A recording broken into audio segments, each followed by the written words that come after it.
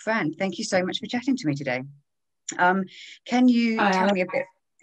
Can you tell me a bit more about how you started your trail running?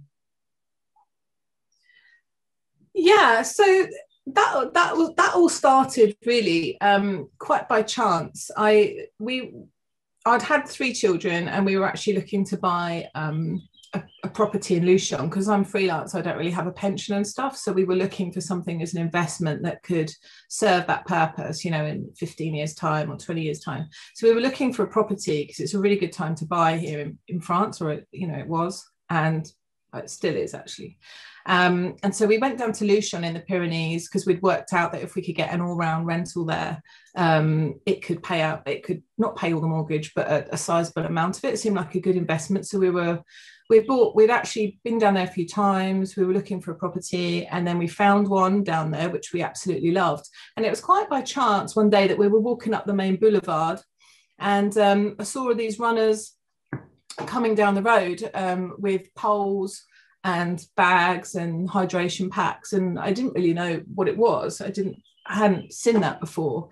And then I looked into it more and realized it was the Anato Trail, which they run every year, and they have different length of races from 10k up to, I think it's 85 kilometers in the mountains there. And they were I learned about it and just thought, wow, this is wild, this is stunning. And I felt that whisper, there was something inside that just kind of whispered to me, and I thought, oh gosh, I wish I could do that. I wish I could be that person. But I'd got so wrapped up in three kids and everything that involves, and become really unfit, and had never really managed to lose all the pregnancy weight that had accumulated over the pregnancies. I think at the time they were like 2, 4 and 6. So it was a lot of children in a One after small. another, and not much time to recover properly.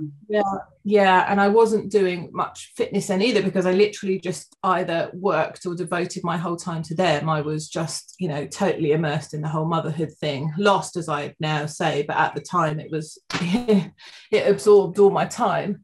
And then like about a month later, I got sick. So I woke up one day with what I thought was sunburn, and I couldn't get rid of it though. So about a month later, I went to the dermatologist, and he said, oh, it's hives. And I went on antihistamines, which reduced the hives, but they were like big, like red, looked like a tiger had, scratched my arm. It was red claw marks, and it was burning. And I didn't know why that was happening. Which must have And it been just, a little bit worrying when you're trying to also, looking after yourself and looking after kids can be such a challenge if it's actually quite physical and like a reminder all the time that you're not looking after yourself. yeah, it was. And also for a while I couldn't stop it. It was only realizing that the antihistamines could reduce it, but they couldn't stop it altogether. And so the doctors, they put me on this cocktail of antihistamines, like 3 different types, trying to find out, what was the best for me. Nobody mentioned anything about exercise or food or sleep, which I know now are the 3 main you have to have under control before you should even really start on tablets. That's your basic level of, that's like, where health and care. of my journey. That's where I am now. But back then I hadn't done all the work that I've done over the last 2 years, 3 years, and because it started in July 2018, so it's been since then. You're kind of on your own, because you are taking these tablets, and they had a terrible effect on me. Like, one of the tablets that they wanted me to take, one of the antihistamines, just had a really negative effect on me. It kind of, at one point, I could barely drive the kids to school because they were very fatiguing and so tired. Like, even doing the school run would wear me out. By the time I got back from the school run, I would just have to lay on the sofa and and then try and just gather the energy to start my day at work. It was awful. And I just didn't know how to stop that. And it just gradually got worse and worse until the end of that year in December. We were actually in Luchon in our new apartment, which should have been a really happy time because all the sale had gone through, and it's a beautiful apartment, amazing place. Such a beautiful area.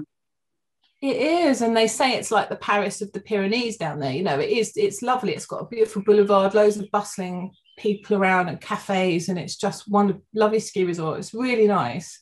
And I was just sobbing. I was just crying my eyes out. On my husband was going, I don't know what to do anymore. I don't know how to feel good. I don't know where my life's going. I honestly felt like I was going to die. It was so bad. And I'd started to think horrible thoughts like maybe I've got cancer, or maybe there's something that's gone undetected. What's happening to me? And so that year ended on a real low. I literally felt so lost and couldn't be the mum I wanted to be because I was tired and, ratty and impatient, and it wasn't really their fault, but they are a handful. My kids are a handful. And feeling good to handle that in the right way. And I don't always handle and to it get in the right enjoyment way. from it, because Yeah. parenting can be such a joy, but it can drain every ounce of your energy, and you want to be able to meet your kids where they are, not be like, hey, can I introduce you to some TV? Yeah. No, exactly. And that's kind of like where it had gone, because I didn't enjoy it anymore. I was literally doing the best I could for them, but I had no idea where my own life was going at this point. It was really dark and bad. Anyway, so the beginning of that year started. I went to see an allergist who did allergy testing, and she said, no, you're absolutely fine. You're not allergic to anything. You can just carry on with your life. And I was like, well, okay, but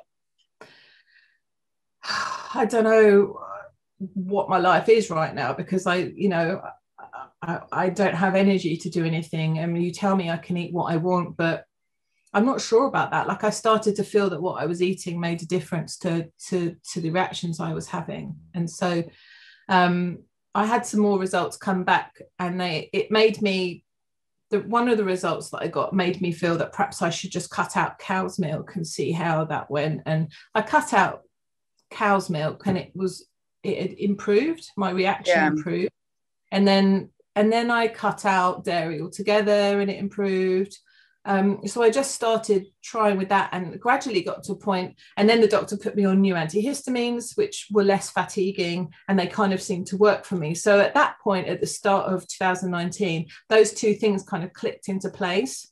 My diet, I changed what I was eating, and it seemed to agree with my body more. And I got new tablets, which lessened the hives. And didn't make me tired, and didn't have a weird reaction. I didn't have a weird reaction to them. So that was absolutely fantastic. And then I thought, right, I'm going to use this as a springboard to really try and sort my life out, because I just felt like I will never take health and wellness for granted again. You don't realize how important it is until it's taken away, do you? Yeah, so, and then the days when you wake up and you're not ill anymore, and you're like, okay, this is normal, and not to be just accepting this, but to remember that it's a gift, that health. Yeah, that's it. And I think I didn't. I think I just went through life. I've always loved to drink. I've loved socializing. I've always been a bit of a party animal, all through uni, or all through. I worked in film in my 20s, and I was like, yacht parties and all this, I just loved it. Any party, London, Soho House. I lived in London for 9 years. I was just having a ball. I had a ball, and I never really took my health seriously like I should have done. We're always told we should exercise every day and eat healthily. And honestly, I just sort of took that with a pinch of salt and didn't really take it seriously. And then I get but sometimes, especially when you're young, you feel invincible. When you're younger, I'm the difference of the attitude I have now, especially when I'm a mum, and I'm like, it's not just about me. I want to be healthy so I can keep up with my kids, but to enjoy them and to meet their energy levels, and being hungover as a parent is just not, it's so unreasonable on your kid who has got no concept of it. So I think they can be a lot that comes into play with it. It's just the worst, isn't it? But so trail running became your your health, Yeah. your physical activity at that point? Yeah, I'd always run a little bit when I was, in my 20s and 30s. They're not anything serious, but I'd always enjoy going out for a run. So I was like, right, I'm going to go out for a run, and it was awful. I couldn't even run the 3 kilometer loop by my house.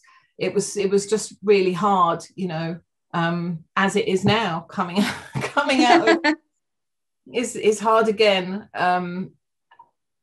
But I think with running is that it is hard at first, and that's why a lot of people give up. But if you can just break through that difficulty, that hardness, if you can get to a point where you can run 5K, and then it becomes amazing. So, and all that also hard, it's so tangible, your progression, when you can do, like, even if you're just saying, right, I'm going to walk a kilometer, and then you jog a kilometer, or and then you walk another half a kilometer, and it's just push, but you can see such tangible results, and you can use that as such motivation. That's exactly it. You really see that running, you get out what you put in.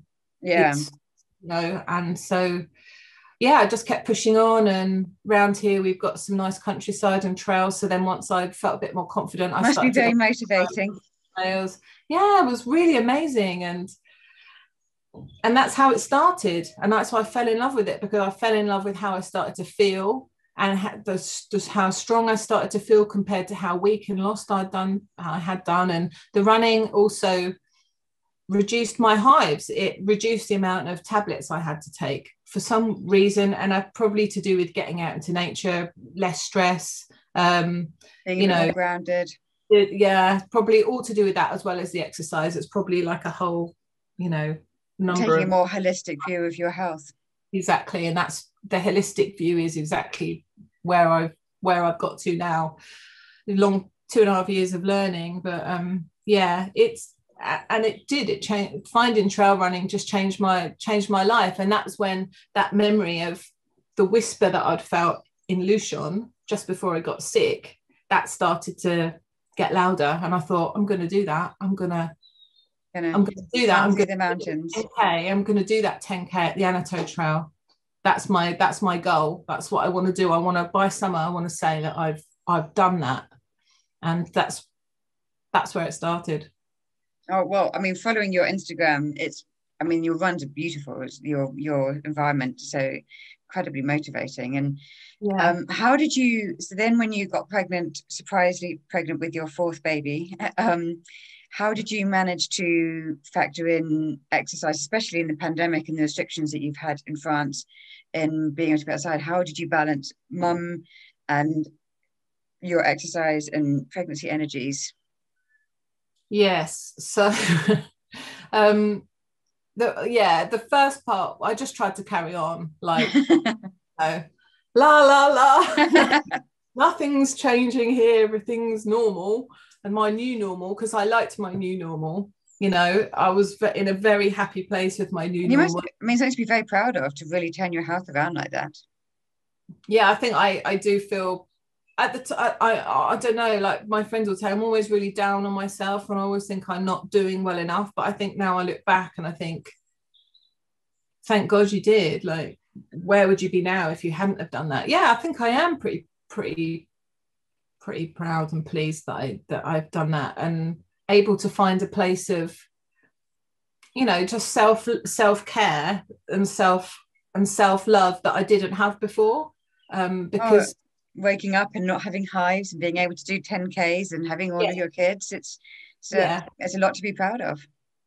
Yeah, and to feel stronger, and to not feel, and also, like, because I hardly take any tablets now. I'm back down to, I was on the most. Normally you take one antihistamine a day. That's the standard dose. Yeah. So, at the start I was on 5 or 6 a day, but only if I was running and I changed my food. Otherwise it was off the scale.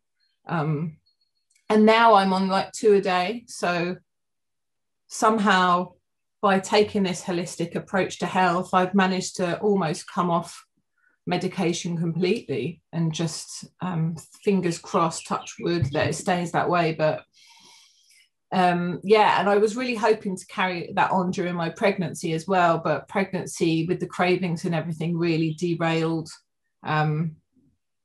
it derailed a lot of things, you know, because I was in a really good place exercise wise with my running. I did a marathon in September 2019, so I went from no running to a marathon in 9 months. I was feeling Which is incredible. I felt amazing. I couldn't believe it. I've never been the sort of person that could have ever run a marathon or anything, and to have achieved that was stratospheric. I mean, I'm not the sort of person that runs marathons. I'm not the sort of person that has a fitness regime, and I'm not the sort of person that eats healthily all the time. So I found myself actually being in a place where I was like, wow, you're kind of in this really good place where you never expected to be. Yeah. And then to be and to be doing that whilst being a mum of 3 as well. Yeah. You know, it's one thing to train for a marathon when you're 22 and you've only got yourself to think about, but when you've got a family, it's a really big difference. It's a real juggle, and you know, and you're exactly, and you've got your own business, you know, because I'm a journalist, but I've also got my own content business, so there's that chugging along as well, and that's going up and down because you have to slack off from your clients when you're on maternity leave, and then pick it back up again when you start back again, and then drop it back down when you have another baby. It's like all these changes the whole time that you're juggling. It's really hard, I think, as a woman, and I'm not, you know, you don't really realize until you get in it all the things that you're having to juggle. Yeah. And then you look at every other mum and you know that everyone's doing the same thing, so it's not even it's not even like you're in a unique position. We just all make it happen, but we're all super women, honestly, and I think the more we support each other and the more we raise each other up, the stronger we are, because all of us women doing it, whether it's first baby or like me 45 and fourth baby, what am I doing? You know, it's still hard. It's a challenge for everybody, and we've just got a and if you don't look after yourself, you can't make it happen. Like the difference of taking time to have a workout, you know, and making sure that you eat the things that are going to fuel you and lift you and give you energy rather than just cravings is makes such a big difference. So how did you cope with pregnancy cravings? Because I found it I so denied hard, it, and then I had to cave in, especially knowing what I you know should be putting into my body versus to what I wanted to put into my body. It's two different things. So I ended up, I just could not eat green vegetables, so I just blended them all and mixed them with fruit and smoothies, and that was how I got anything. You actually got them down, that's incredible. Well, it's amazing how much frozen broccoli doesn't taste of broccoli when you blend it with like raspberries and, you know, strawberries and other things. You know, if you don't cook it and you don't have the smell as well, it's just that that's the only way it happened for me. But it's also like I've got you genuinely can't taste it, but at least it's in but that's how I'm getting it into my newly picky toddler. I had such a good eating son. You know, I was doing the Joe Wicks wean in 15 and look at my kid eating his lovely vegetables, and then just one day he woke up and it was gone. He was not eating anything green. So he got the smoothies as well. I'm going to try that. That's a really good idea, because my kids will not eat broccoli. They used to, but they won't anymore. So broccoli, spinach, you know, the green things, the things that you're meant to eat. So buying it frozen and then just, you know, checking in the NutriBullet and it's gone. And it's it's the only way of making it happen. So that's the only way it got into me, and so now the only way it gets into Ben as well. Really good idea. I'm going to try that with mine. And then you just feel really like wholesome afterwards, as they're just coated in smoothie, and you're like, oh yeah, look at all of those folates.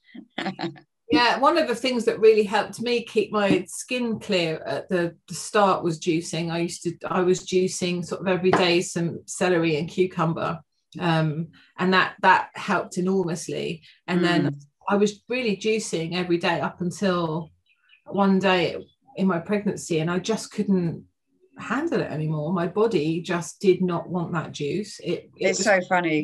Body like, Brain says this is what you need. Body says absolutely no chance.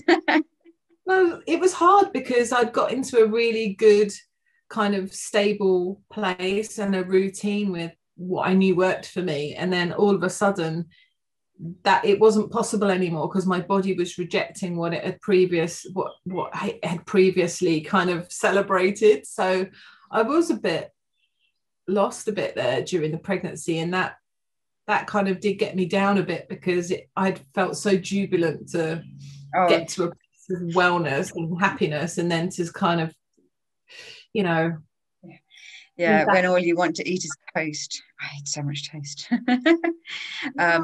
But it did affect, until I started realizing I could blend it all. It did affect my mood on it, because I knew what I needed to be eating, but what I was able to eat was completely different, and I just felt so guilty that I wasn't giving this baby what he needed, and I got a really, really sweet tooth, which I didn't have in my first pregnancy. So then I just was feeling so guilty about what I was consuming or what I could get down. So once I found those tricks, it made a big difference. I don't even know, even if it made no difference to the health of my baby, which I'm sure it did, but if it was just purely mentally made me feel better, it was worth it, because I really made me feel bad, because you can get a little bit hormonally irrational, and just small things can have such a big impact, and getting the broccoli in made such a big win. But yeah, toddlers sometimes, are they? Yeah. But I also think in terms of being able to fuel you to feel like you can have the energy to work out, whatever that might be, like because you obviously carried on running. Yeah, I did. I was quite lucky. I was really lucky because there wasn't any medical reason why I couldn't run. In my first pregnancy, I had a slight separation, and so I had to go on a bit of bed rest at the start, because so that I think it was a slight separation from the placenta. It's a long time ago now, but so I had to stay still. But this pregnancy was just really healthy right from the start. But the problem is that my gynecologist actually, she advised me not to run based on the fact that I had miscarriages before, but not related to this pregnancy. It wasn't related to anything, any of the scans or any of the information from this pregnancy I just had. It was more from a place of caution. Which can be a bit hard when that sits in your head, even if you think rationally there's no reason. And I tried to discuss it with her, because I said, if there's medically a reason I shouldn't run, then absolutely I won't run, because the baby is the most important thing. I totally accept that. It comes before anything. But is it based on anything medical to do with this pregnancy, or is it really just, is it just from a place of concern or lack of knowledge about pregnant runners? And she admitted, I said, what about athletes that are pregnant and still train? They're running and they're pregnant and they're okay, and most of them go on to have babies and they're completely fine running.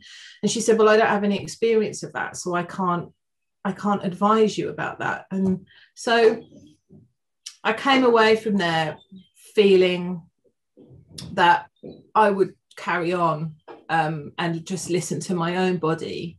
And I was having regular scans and everything. And as long as everything progressed normally, I felt okay to run, because it wasn't based on anything. And probably the positive impact to your overall health and mental well-being outweighed anything else.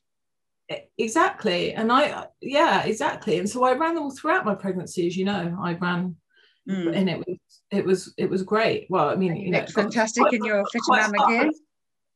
Oh, the Fitter Mama gear was a godsend, actually, Alex, I have to say, because I think it was 28 weeks I did that. I did a half marathon at 28 weeks for it was a Ripple Fitness, a virtual event, and I couldn't have done it without because I bought the capris, the capris with the the supportive belly area, the sportive belly, and then I had the running body top as well. And yeah, all that combined really helped me to keep me running, because I always put on quite a lot of weight when I'm pregnant, and I had a big bump as well.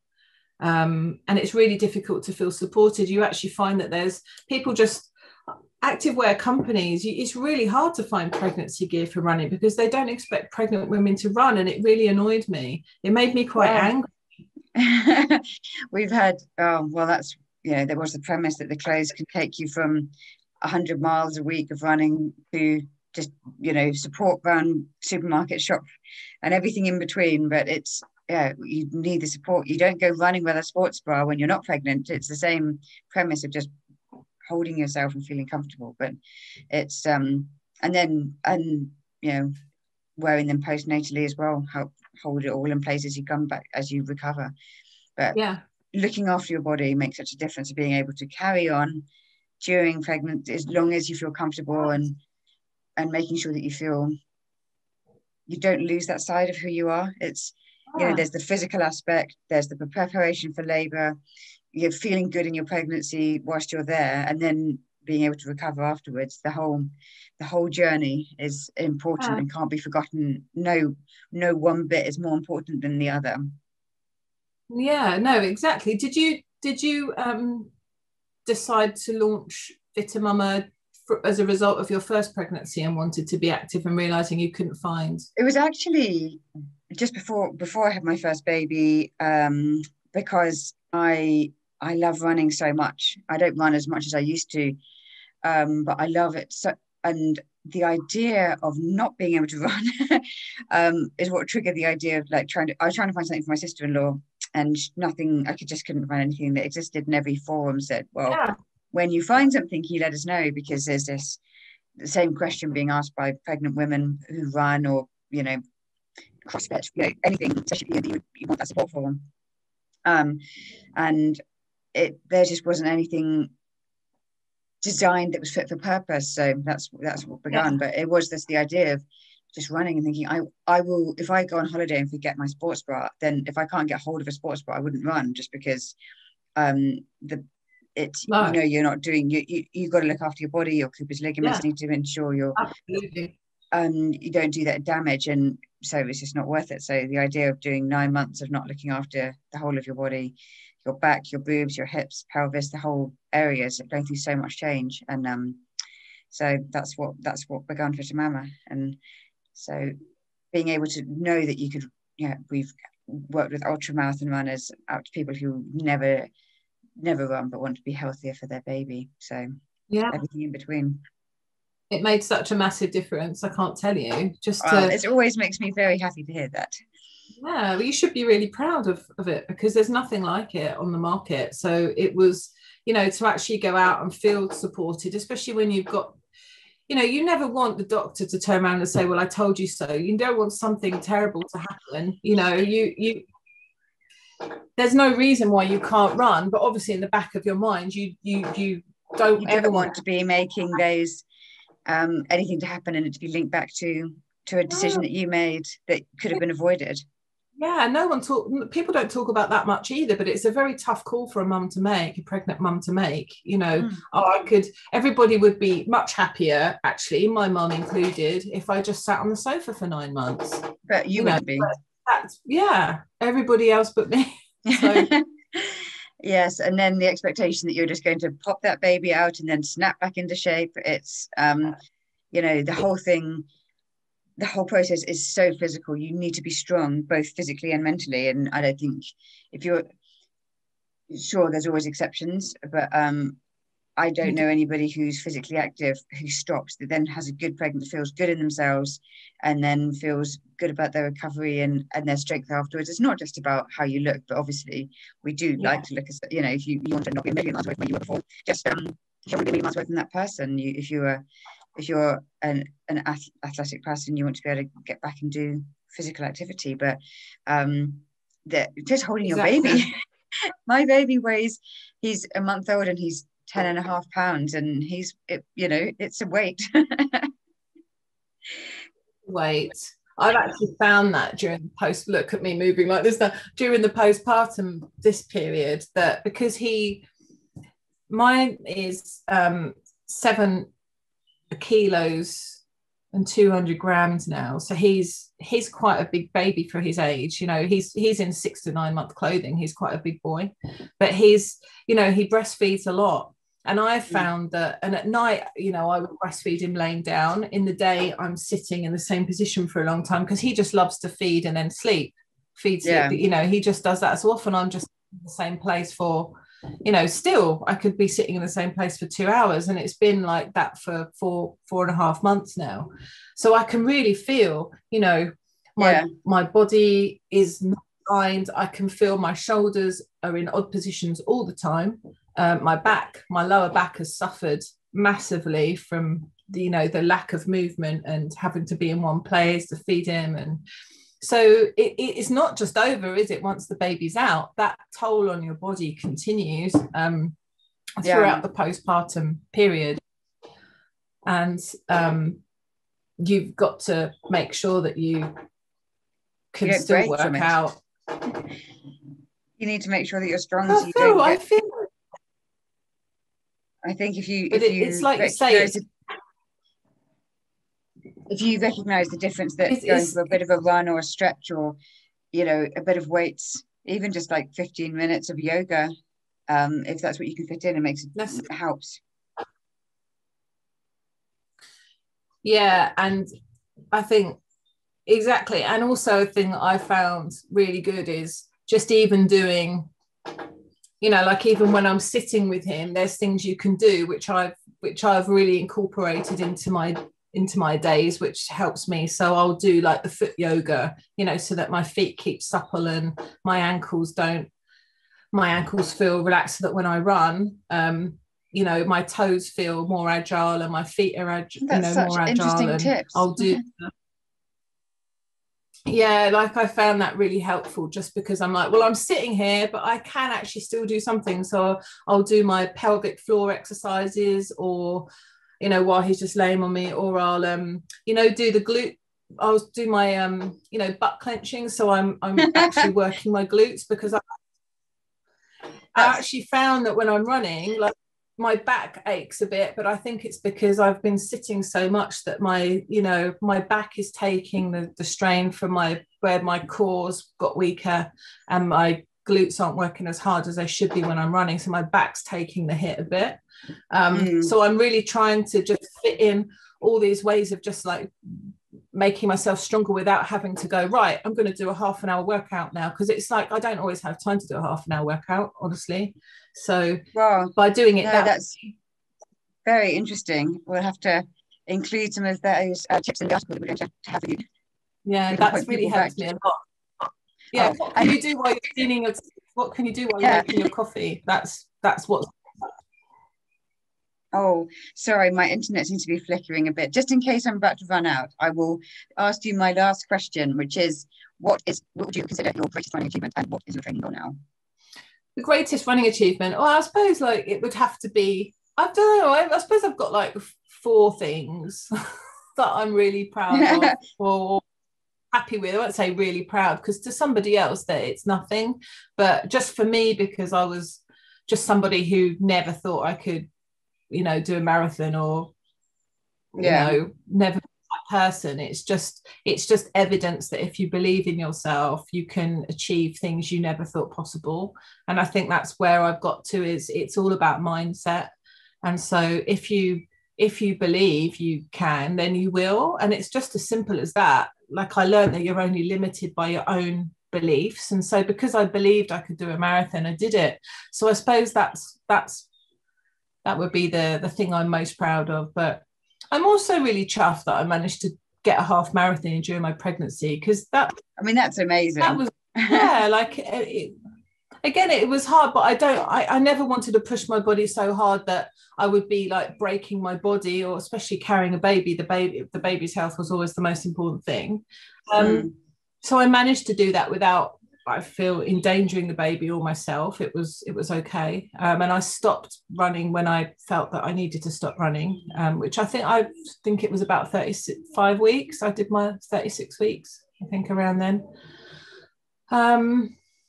Yeah, and on Sunday I did a half marathon, and I think I'm really proud of that, because the return to running has been really hard, much harder than I expected.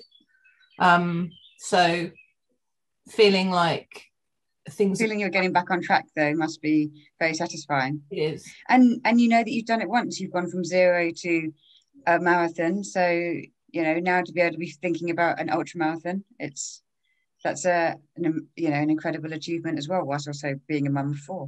Your body's not the same, though, is it? As you know, your body's not the same. And it, you know, even up to 6 weeks, I was still bleeding really heavily every day. And having to put massive towels in, and people don't talk about that.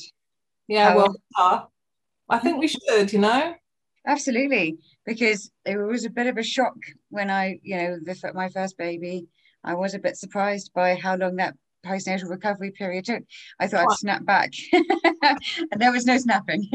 There's no snapping. There really isn't, and you have to just. I think everybody's different, and you have to take your own timeline and just not push it, because I had expected to be running. I'd expected to be up and running by 6-7 weeks. I'd expected to have seen the pelvic floor specialist, because here in France, you're given free sessions with the pelvic floor specialist, and which is an amazing benefit. We just ignore it here, like, but it's crazy, and here it's such a normal thing.